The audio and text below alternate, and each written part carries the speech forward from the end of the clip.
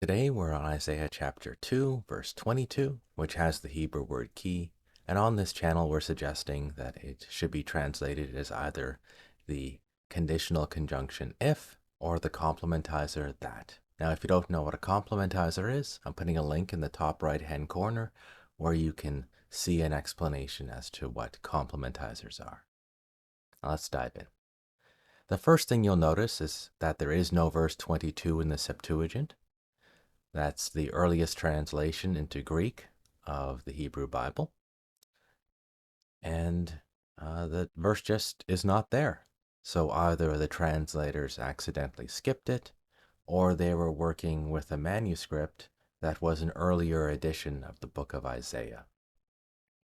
Now we know from the book of Jeremiah that prophets put out multiple versions of their book as they received more prophecies, their writing extended, new versions came out, and sometimes they added things to the earlier content, such as this command here and the rhetorical question that accompanies it. In the book of Jeremiah, the content that's added, and we can tell that it's been added by comparing the Septuagint to the Hebrew text, the content that was added there was headings to prophecies and clarifying remarks. So it's all the sort of stuff that you would want to add in order to prevent people from misunderstanding your prophecy. And it makes zero sense for someone to have come in, seen all these clarifying remarks and structuring devices, and decided, I'm just going to delete everything that's helpful so that people can be confused afterward. So that's the least reasonable explanation for the difference between Jeremiah and the Septuagint and the Hebrew text. So I think Jeremiah proves to us that the prophets would edit their own text and do what they could to help their readers come to the correct conclusions. So let's dive into translating this. Refrain yourselves from man. Now, what could this expression, refrain yourselves from man, mean? Well, in the earlier verses, we see that Isaiah is prophesying that God is going to judge arrogant human beings for their pride and break their power. So, after explaining how this day will come when the Lord will bring judgment upon arrogant people, uh,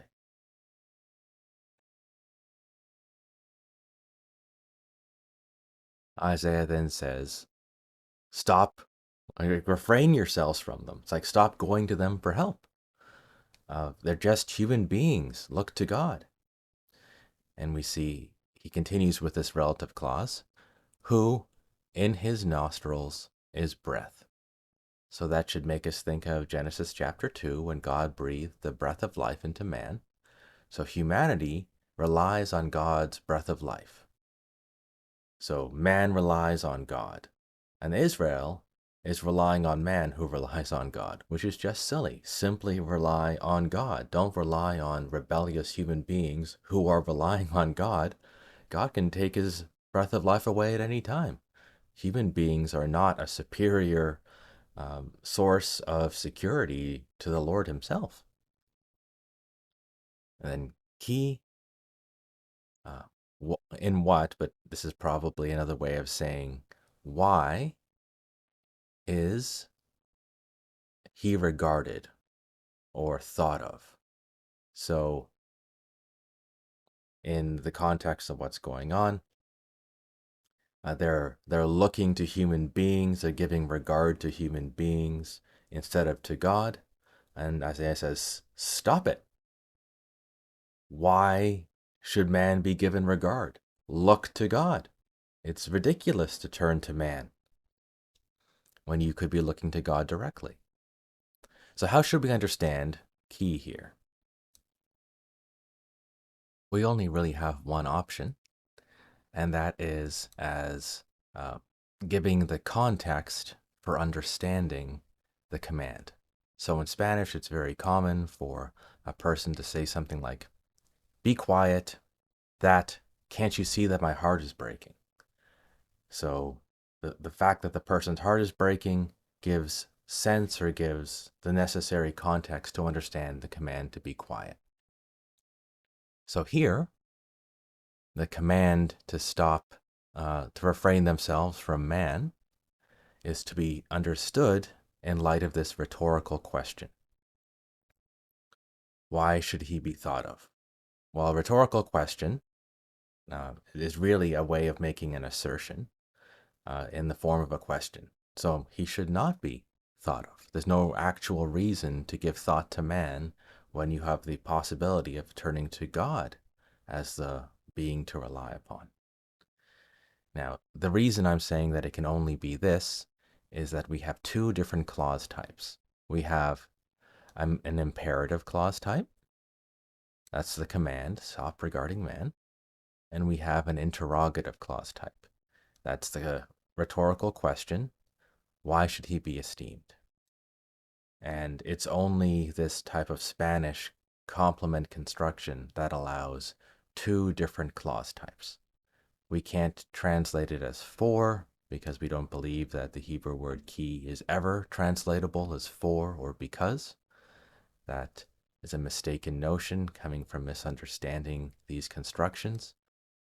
What you might notice is that the current translation, for, why should he be esteemed, is actually quite similar to what we're talking about. This would be a speech act causal. So what is the reason that he said the command? Well, it's because of this rhetorical question, which is really a way of asserting that man shouldn't be esteemed. So, stop regarding him. But if we were to translate this in a way that's acceptable in English, rather than using the Spanish form, which is ungrammatical in English, we'd say something like, hold yourself back or refrain yourself from man, who in his nose is breath. And we won't translate the key here. Normally, we would translate this something like, I say this in light of the fact that, why should he be given consideration? Or why is he being thought of? But that isn't very good grammar in English. We don't really have an equivalent way of translating it that sounds good. But what Spanish is doing with this construction is saying, interpret the first sentence in light of the second. And that's what we do with a semicolon. So in English, we leave it up to the hearer to infer that there's an intended relationship. So when you hear, stop regarding man, whose breath is in his nostrils, why should he be esteemed? Like, we infer that there's probably a relationship between these two sentences, and we draw conclusions based on that. Spanish clarifies that there's such a relationship using a complementizer. And when we're writing things in English, we can use a semicolon to indicate that these two sentences should be interpreted in light of each other. So all I would really do is remove the word for here and keep the semicolon, and it's overall a pretty good translation.